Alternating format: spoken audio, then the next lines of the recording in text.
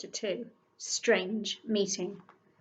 I was still deciding which direction to take when I heard a voice from behind me. "Who are you? What do you want?" I turned. "Who are you?" she asked again.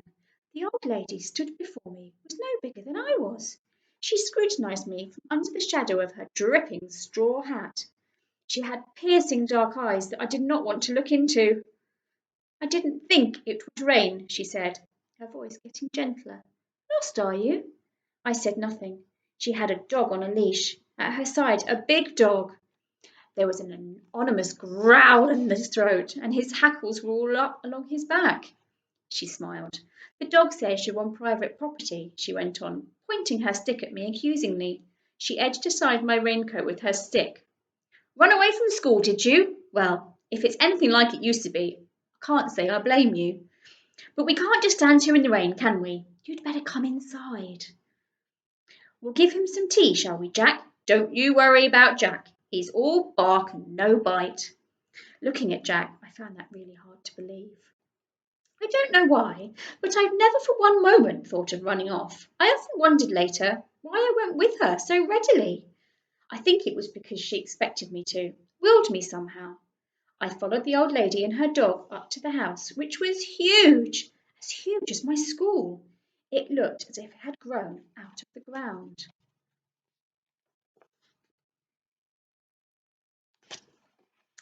There was hardly a brick or a stone or a tile to be seen. The entire building was smothered in red creeper, and there were a dozen ivy-clad chimneys sprouting skywards from the roof. We sat down close to a stove in a vast vaulted kitchen.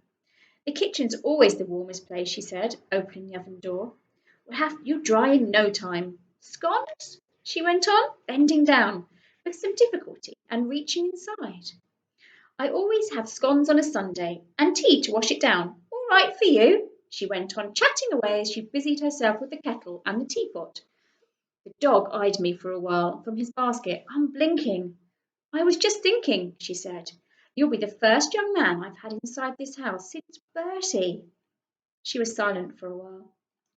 The smell of the scones wafted through the kitchen. I ate 3 before I even touched my tea.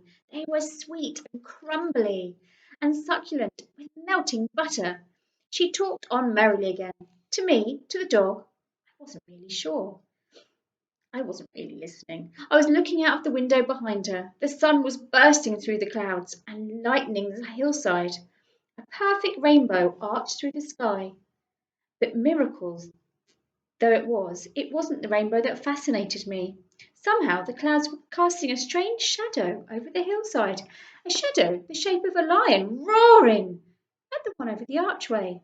"Sun's come out," said the old lady, offering me another scone. I took it eagerly. "Always does, you know. It may be difficult to remember sometimes, but there's always a sun behind the clouds. And the clouds do go in the end, honestly." She watched me eat, a smile on her face, and then warmed me to the bone. "Don't think I want you to go, because I don't. Nice to see a boy eat so well. Nice to have some company. But all the same, I'd better get you back to that school after you've had your tea, hadn't I? You'll only be in trouble otherwise. Mustn't run off, you know. You've got to stick it out. See things through. Do what's got to be done, no matter what."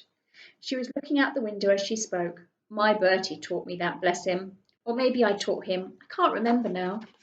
And she went on talking and talking, but my mind was elsewhere. The lion on the hillside was still there, but now he was blue and shimmering in the sunlight. It was as if he was breathing, as if he was alive. It wasn't a shadow anymore. No, shadow is blue. "No, you're not seeing things," the old lady whispered. "It's not magic. He's real enough. He's our lion.